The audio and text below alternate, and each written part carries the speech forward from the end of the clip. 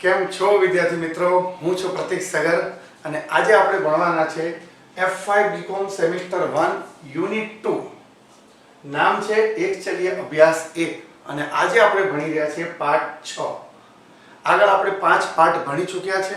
જો તમે તેના વિડિયો ન જોયા હોય તો ડિસ્ક્રિપ્શનમાં તેની લિંક મૂકેલી છે, જોઈ લેજો. તો ચલો સમય ન બગાડતા આપણે આ પાઠને શરૂ કરીએ છીએ.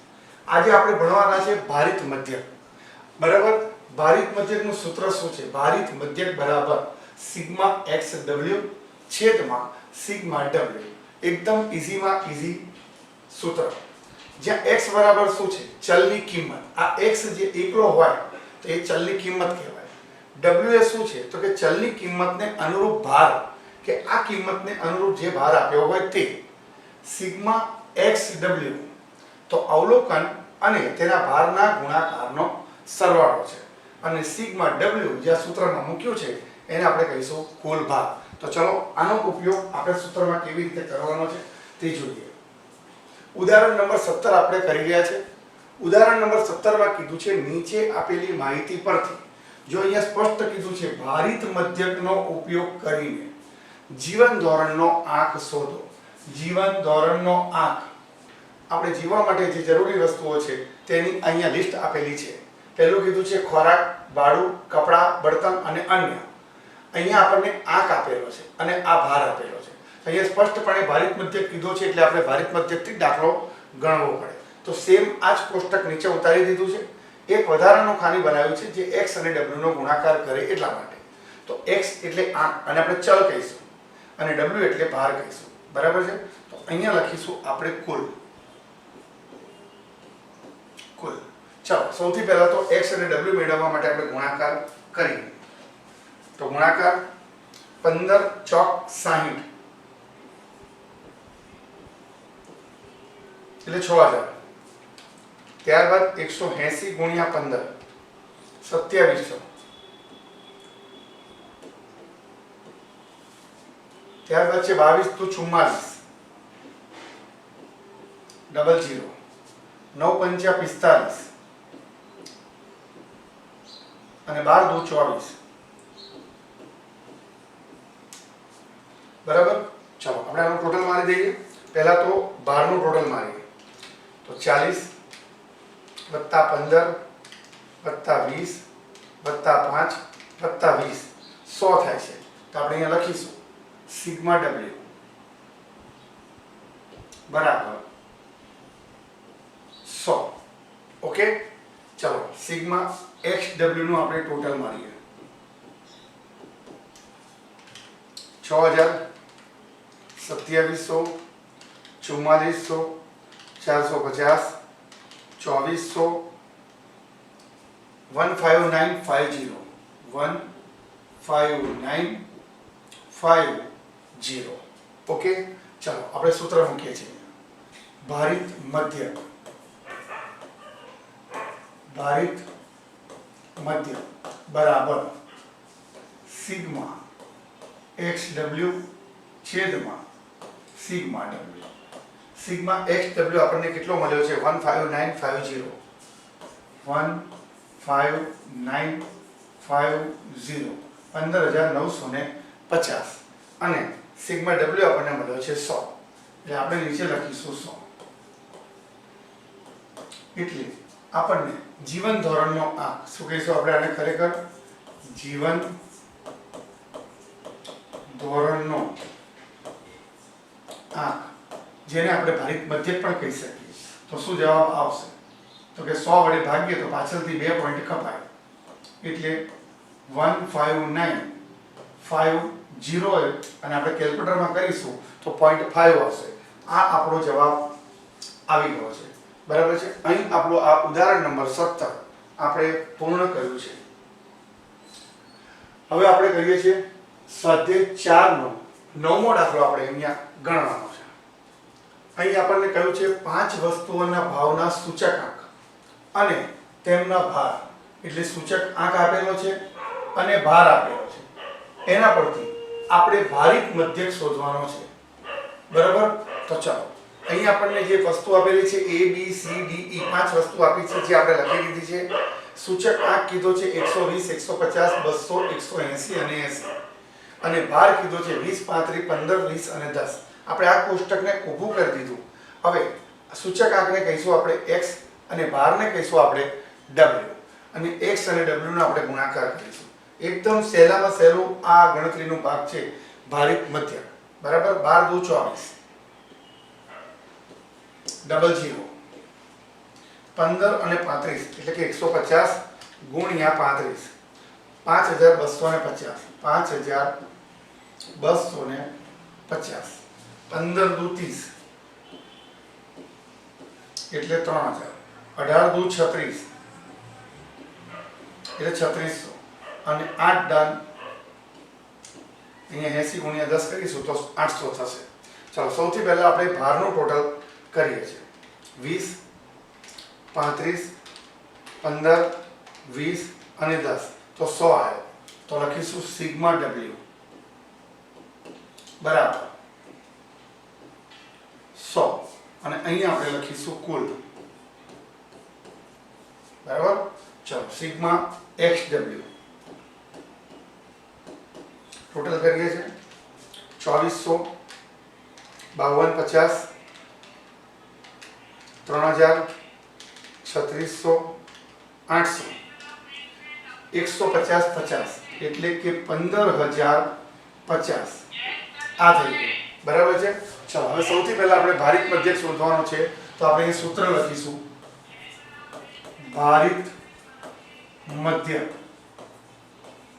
બરાબર સિગ્મા xw છેદમાં સિગ્મા w.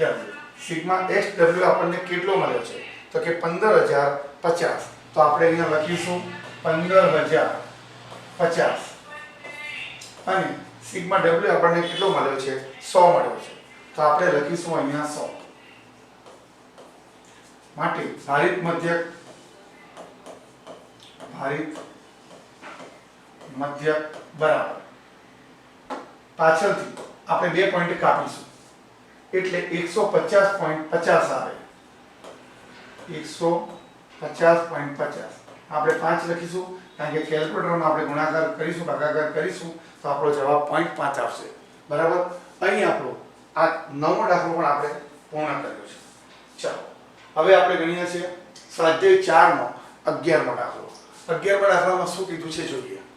અહીં કહ્યું છે વર્ષ દરમિયાન લેવાયેલ 4 આંતરિક પરીક્ષાઓ.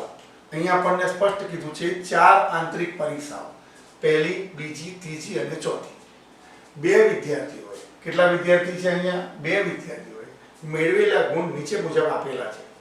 જો પરીક્ષાઓનું મહત્વ અનુક્રમે 1:3:2:4 પ્રમાણમાં હોય તો ભારિત મધ્યકનો ઉપયોગ કરીને કયો વિદ્યાર્થી સારો છે તે નક્કી કરો. હવે અહીંયા આપણને જે આ મહત્વ આપેલું છે એ મહત્વને કહેવાય ભાર. તો અગત્યનો દાખલો છે, જરા ધ્યાનથી જોજો. આ દાખલો આપણે 2 વખત ગણવો પડશે. એક વિદ્યાર્થી A માટે અને બીજો વિદ્યાર્થી B માટે. બરાબર. તો ચલો વિદ્યાર્થી A નું હું કોષ્ટક બનાવ્યું છે. કસોટી લખી લીધી પ્રથમ, બીજી, ત્રીજી અને ચોથી. ત્યારબાદ વિદ્યાર્થી A એટલે મેં x1 લખ્યો છે કારણ કે પહેલો વિદ્યાર્થી છે એટલે. જ્યારે બીજો વિદ્યાર્થી આવશે ત્યારે હું અહીંયા x2 લખીશ. બરાબર છે. ભાર આપણને કહી દીધો છે. કયો કીધો છે જો આ લખ્યો છે. પરીક્ષાઓનું મહત્વ અનુક્રમે 1:3:2:4. તો આપણે અહીંયા લખીશું 1 પછી 3 પછી 2 અને 4. આ આપણને ભાર આપી દીધા છે. બરાબર. હવે કશું નહીં, બસ આ બેનો ગુણાકાર કરવાનો. 220 એકા 220 એટલે આપણે લખીશું અહીંયા 220. 380 ગુણ્યા 3 1140. અહીં લખીશું આપણે 1140. 210 ગુણ્યા 2 420 અને 520 ગુણ્યા 4 2080 2080. બરાબર. ચાલો સૌથી પહેલા ભારનું ટોટલ મારીએ છીએ. સિગ્મા w 1 અને 3 4 5 6 7 8 9 10 એટલે ભાર આવ્યો 10. હવે સિગ્મા x1w નું ટોટલ, સિગ્મા x1w નું ટોટલ 220, 1140, 420 અને 2080, 3860 આવ્યું છે. બસ આપણે સૂત્ર મૂકી દઈએ અહીંયા. ભારિત મધ્યક પણ કોનો? વિદ્યાર્થી 1 નો. તો આપણે લખીશું વિદ્યાર્થી A નો ભારિત મધ્યક બરાબર સિગ્મા x1w. જો અહીંયા સિગ્મા xw ની જગ્યા પર શું લખવાનું? સિગ્મા x1w અને છેદમાં લખીશું સિગ્મા w. ચાલો, સિગ્મા x1w નું ટોટલ કેટલું આવ્યું છે? 3860. એટલે અહીંયા લખીશું 3860 અને છેદમાં સિગ્મા w કેટલા લખીશું? 10 લખીશું. ચાલો, શૂન્ય ગયું, શૂન્ય ગયું એટલે નીચે લખાવશું માટે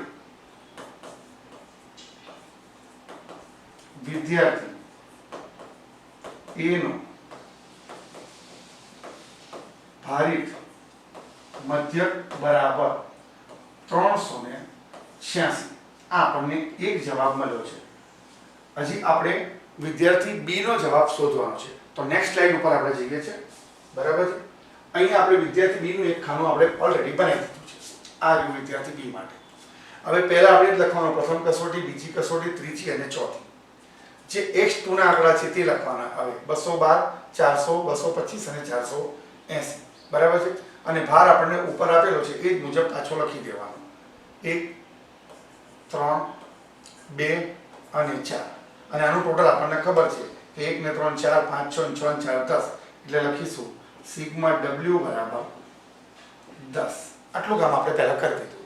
હવે x2 અને w નો ગુણાકાર 212 એકા 212, 400 ગુણ્યા 3, 4 તરીને 12, 1200, 225 દો 225 ગુણ્યા 2, 450 અને છેલ્લે 480 ગુણ્યા 4, 1920. સિગ્મા x2w બરાબર કેટલા? તો 212, 1200, 450, 1920. તો આયા છે 3782. 3782 આયા છે. તો આપણે અહીંયા લખીએ છીએ વિદ્યાર્થી B નો ભારિત મધ્યક બરાબર સિગ્મા x2w છેદમાં સિગ્મા w. બરાબર. ચલો, સિગ્મા x2w કેટલો મળે છે? 3782. 3782 અને સિગ્મા w બરાબર આપણને મળ્યા છે 10. તો આપણે અહીંયા લખીશું 10. તો નીચે લખીએ છીએ હવે આપણે વિદ્યાર્થી B નો ભારિત મધ્યક બરાબર, તો પાછળથી એક પોઈન્ટ કાપશે કારણ કે 10 વડે ભાગાકાર કરીએ એટલે તો આવશે 378.2. તો આ આપણો બીજો જવાબ આવ્યો. પરંતુ આપણને આ નથી પૂછ્યું. આપણને શું કીધું છે? વિદ્યાર્થી કયો સારો છે તે આપણે નક્કી કરવાનું છે. તો તમે જુઓ, આનો જવાબ આવ્યો છે 378 અને આગળનો જવાબ આવ્યો છે 386. એનો મતલબ કે વિદ્યાર્થી એ સારો છે. તો આપણે અહીંયા જવાબમાં લખી દેવાનું. આ જગ્યા પર શું લખીશું કે વિદ્યાર્થી એ સારો છે. બરાબર. અહીં આપણો આ દાખલો પણ પૂર્ણ થાય છે. વિદ્યાર્થી મિત્રો, આજનો એપિસોડ ખૂબ જ ટૂંકો રહ્યો છે કારણ કે વધારે દાખલા નથી. બરાબર. ભણતા રહેજો, આગળ વધતા રહેજો. અને જો વિડીયો મારો પસંદ આવ્યો હોય તો લાઈક, શેર અને સબસ્ક્રાઇબ કરવાનું ભૂલશો નહીં. થેન્ક યુ વિદ્યાર્થી મિત્રો. Thank you so much.